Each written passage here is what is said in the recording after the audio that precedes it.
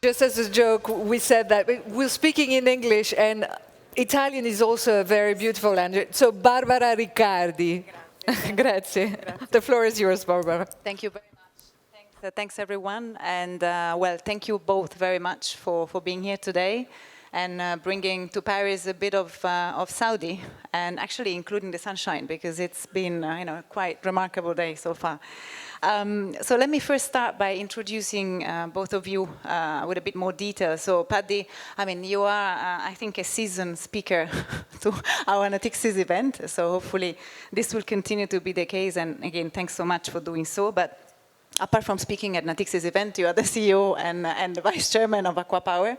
And I think you are probably one of the main contributors that had made possible for Aqua to become from a startup back in 2005 to what it is today, which is a leading developer with the portfolio of assets, which is now valued at $65+ billion. So Paddy is also sitting on multiple boards in companies which are involved in the power and renewable, as well as in the water businesses. So again, welcome Paddy. And then to you, Ismail, thank you very much. You're a first-time speaker here, which doesn't make it a last. And Ismail, he's the CEO for the National Infrastructure Fund. And previously, he was the group CEO for the group Al-Rajhi Holding. Also, Ismail is sitting on multiple boards of Saudi company, as well as regional, as an international one. Let me say a bit with you, Ismail, because the National Infrastructure Fund is a newly established entity, and it has a very, very strong and ambition in terms of supporting Saudi infrastructure development. So it'd be helpful if you can give us a bit of an overview of what NIF is and how it fits within the context of the umbrella of the National Development Fund. Sure. Thank you, Barbara, to giving me this opportunity to be with the distinguished audience. I think the NIF been founded to address a gap, so it's very important to discuss the gap that NIF been created for. The kingdom is witnessing a great and high growth, rapidly evolving market. This has started back in 2016 with the Vision 2030. The Vision 2030, anyone could read it and have a different perspective. However, I think we're going to all land to one simple objective from the vision is, to catapult Saudi into the future.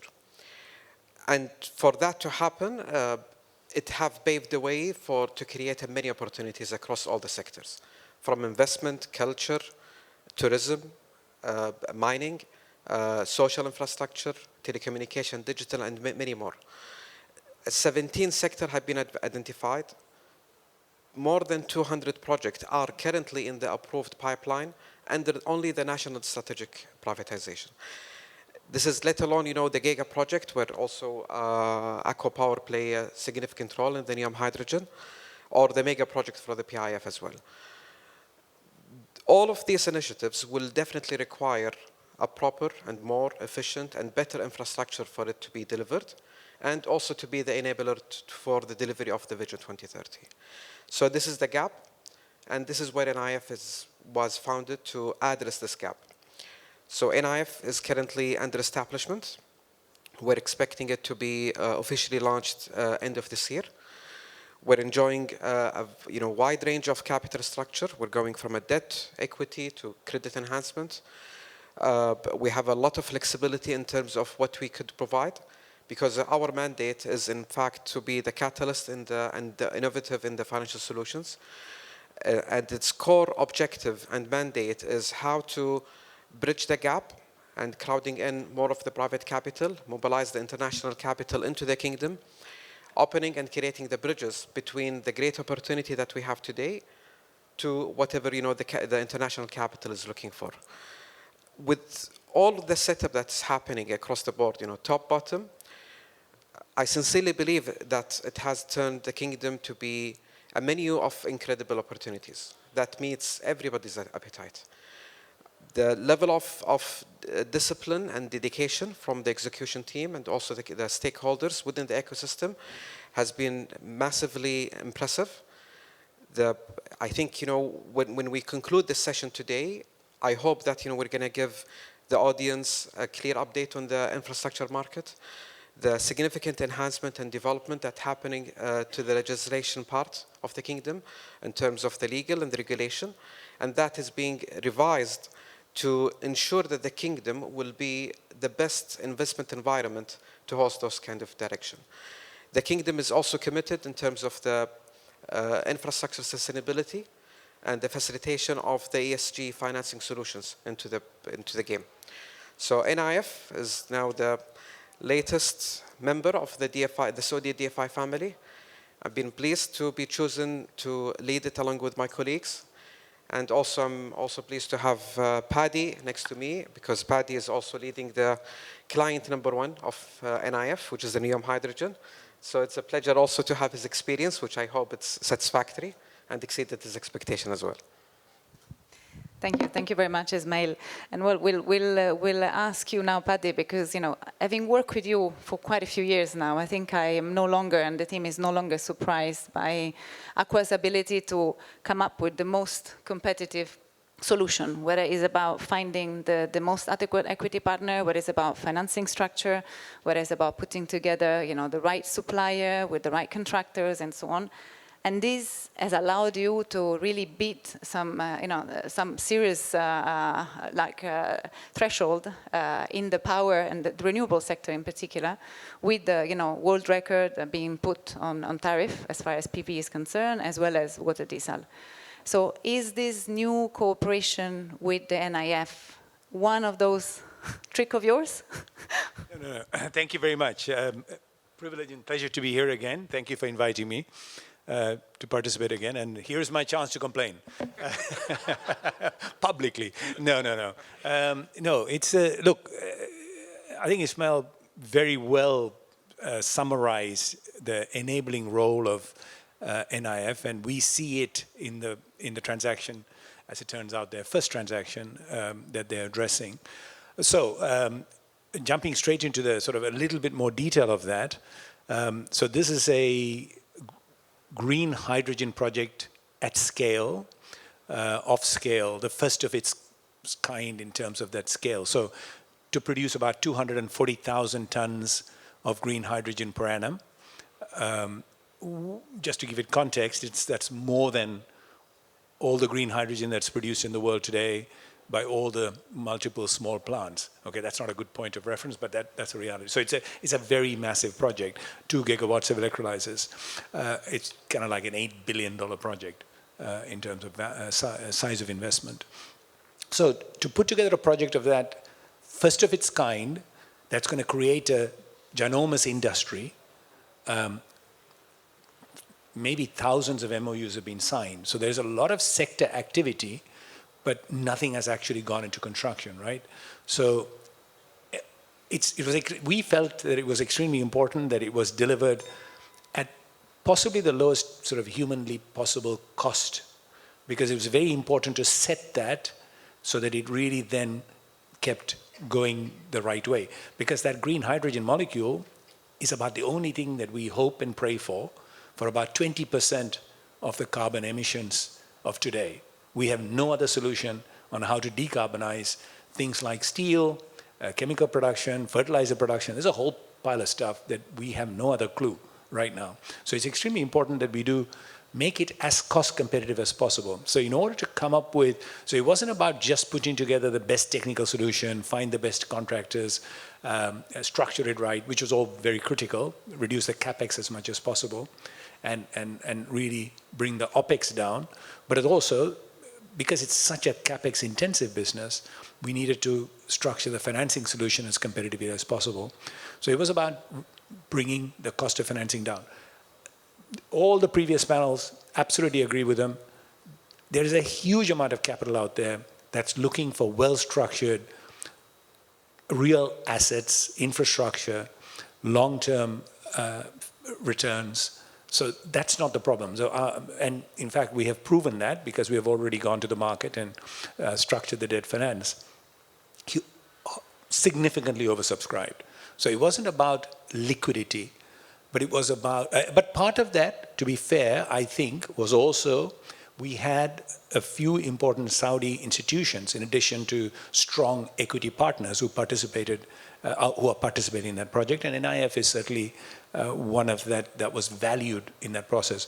But what NIF has been able to do was to be a bridge, a crowding in, helping us to crowd in, and helping us to reduce the overall cost of financing. Trying to set a reasonable benchmark and come up with a structural solution that also allowed us to de-risk the financing to a certain level, the long-term impact of the financing. So it's been a very, very, very critical partner in implementing that first of its kind project and allowing us to bring the cost of financing to the level that makes the project economically viable for us to be able to deliver that project. Thank you very much. And I think touching on this, obviously NEOM being the biggest, as I say, statement made by Saudi in terms of willingness to transition out of a oil-based economy. But Ismail, you mentioned in your strategy you have multiple sectors, and I suppose all of those are aimed at helping support the Saudi ambition to really proceed with this transition, which, as we mentioned and as the other panel mentioned, require huge infrastructure investment. Now, if you look only Saudi, the announcement have been made, clearly there's a lot of mobilization of funds that are required there. So how is NIF planning to do that? Can you elaborate more on this, obviously, other than NEOM being your first? Yeah, NIF is a sector agnostic. So we're not working on a very specific sectors. We're looking for the opportunity. Being a part of the DFI families, our objective is not to be a financially profitable, but to be financially sustainable. Our target is to be economically impactful. And that changed all the entire game. As we identify those opportunities that fall under the infrastructure, which has a related and complementary in respect to how we can maximize the impact to our people. So from the job creation type, for example, the local content, transfer of technology, all of these are being factored into how do we see the opportunity and how could also fostering it and ensuring its success. ESG is part, it is in fact, it's the core DNA of the fund on how we're gonna build a robust ESG framework that will help, in our financing mode, meeting and also incentivizing our stakeholders, our developers, and also the private sector to be more innovative in their creation and their creativity of how the ESG could play a role. So for instance, we're also working on how could we pass through the benefit of the ESG back again to the developers in terms of our funding cost. The capital structure that we have, being also as an equity partner, we could also assess into partnering up with the developers, international developers, just for them to take the time to understand the system and to understand also the mode of the business and the regulation that is related to it. Saudi, in respect to the general transition, I think it has a proven track record. It has a very strong credential when it comes to renewable. Their focus and determination in respect to the decarbonization activities and initiatives is very clear. And that also being cascaded down to our strategy as in NIF and also in our focus criteria on how we also capture those opportunities to help into achieving the announced 2050 green initiative of the kingdom. All of those kind of targets played a role along with associated with the flexibility that have been granted to us by the government in terms of how we're going to utilize our capital. And taking us again to the capital, there is the National Development Fund, which is a newly established institution that is being placed to manage and control and maximize the economical impact for every dollar that is being invested and deployed. So we're touching upon a free equity of around $145 billion. This is only equity at the level of the NDF, let alone what they can raise from also the market. All of that will be deployed based on the sector that has the maximum impact to the economy of the country and the contribution to the GDP. So yes, we're looking at all the opportunities available today. We're trying to address the gaps. We're trying also, when we say crowding in the private sector, does not mean necessarily only the developers, but also the banks. So we're going to assess the banks in respect to their capital recycling activity. The international bank who may not have the appetite to have a long-term hold of the assets, we're going to also be there to support them and to enjoying the business within the Saudi Arabia, and then we're going to help them on their exit strategy. Please, please. Yeah, just to add to that, so absolutely pointed out, just to give it scale, in the NEOM project itself, you're right, NIF's participation is not a kind of massive magnitude. It's NATIXIS is a significant participant in that financing structure. Thank you. In terms of scale, it's not that different. But their participation overall brings down the cost of financing. Also, just now, I think you pointed out that NDF's total money is $145 billion.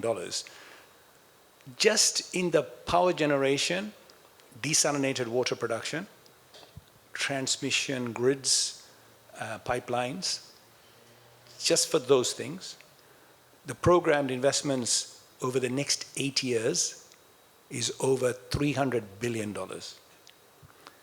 Nothing to do with ports, nothing to do with airports, nothing to do with roads, nothing to do with all the other municipal infrastructure, waste to, there's a whole pile of other stuff. So I can see that, and that amount of money will not only go towards primary investment, what we see already working with both NDF and NIF is that they would be able to come up with instruments that would allow the banks to recycle.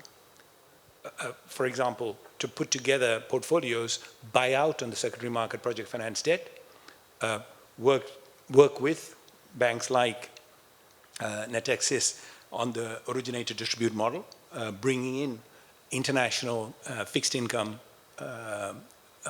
participants into the sector, and also to look at potentially structuring more transactions with mini-perms, where an institution like NIF could provide the takeout guarantees, which is one of the big constraints, particularly as we go forward in this sort of very volatile, who knows what the interest rate is going to look like next week, next month, sort of environment.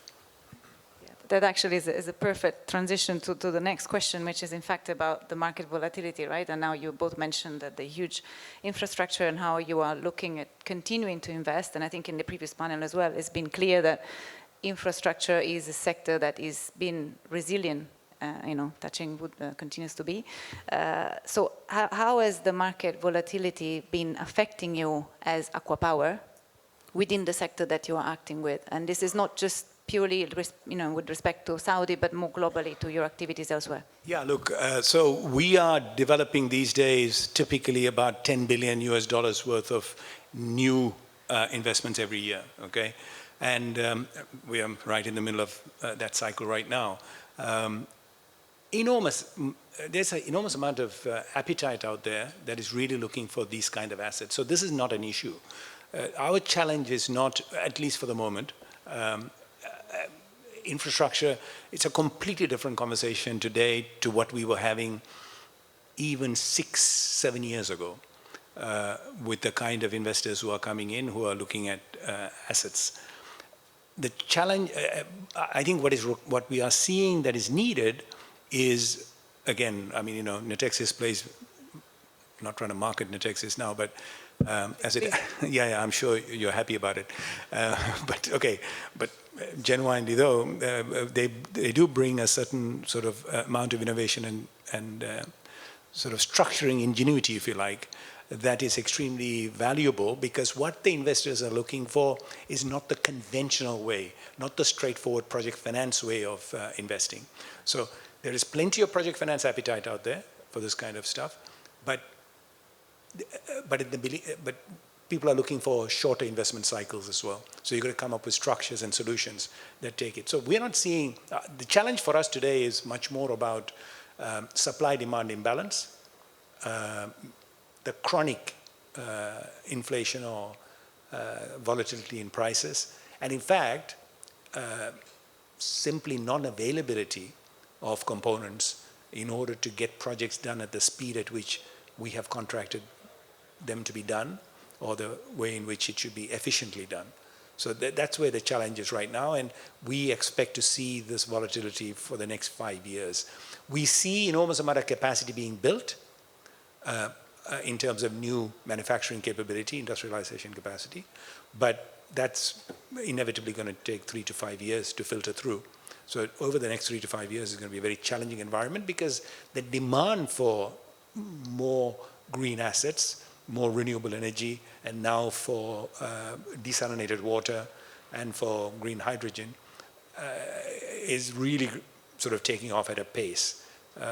And the current energy crisis has accelerated that and has increased the demand a hell of a lot more than it was even 6 months ago. Absolutely, yeah.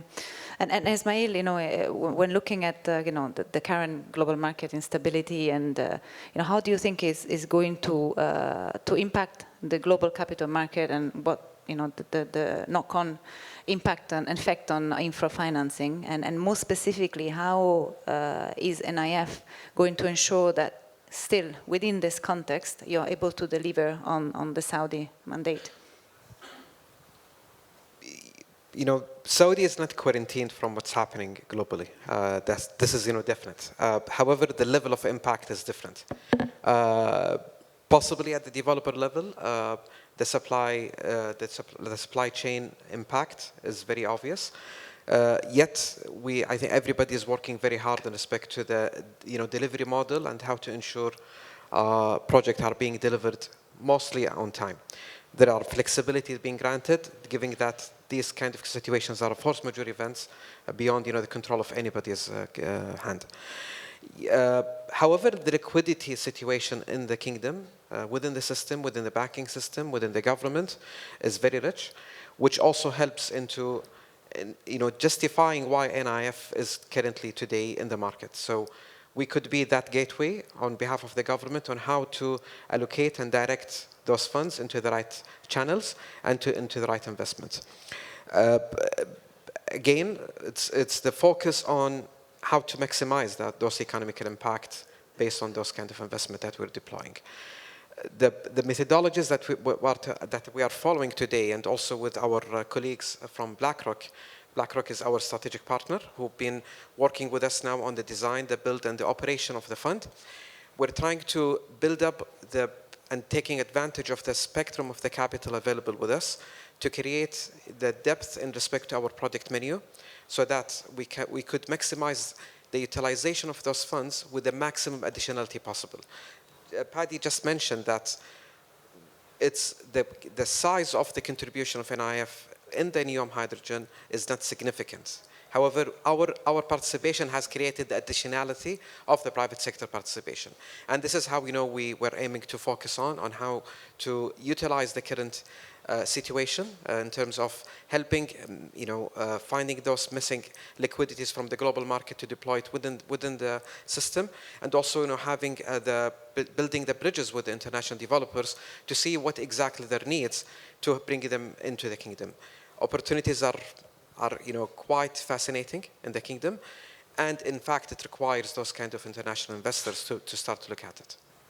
Absolutely, and thank you very much. And I think, since we are the last panel, it's the last 5 minutes, I think I take the liberty to ask you to make 1 minute of concluding remark, each of you. And again, it doesn't have to be on the topic of this panel, but after all that you've heard today, is there any concluding remark that you would like to make? Yeah, thank you very much. So, from all what I have heard today, and also from all what we see, is that while the world is sort of facing unprecedented sort of volatility and unimaginable, at some level, an unimaginable future, terrible geopolitical tensions and all the rest of it, the demand for infrastructure is not abated. It's in fact, the need is accelerated, because what we see in so we operate in 16 countries today. Every country is looking to transition faster for a very simple reason. Yes, everybody is panicking about now starting to really become concerned about decarbonization need, the climate change, but because it is so cost competitive. Even as costs go up, even as interest rates go up, the overall cost of delivered energy compared to the alternative is significantly lower for a big chunk of energy that we use today. And there is more and more solutions coming. And we see that, we see the need for infrastructure, we see the willingness, we see the capacity and the capability of the countries to absorb it. It's absolutely the right thing to be doing at the right time in the right place. Thank you. Ismail? Yeah, you know, Saudi today is moving to be really the land of opportunities. We got the opportunities. The opportunities mandate and objective is quite clear. It's been announced.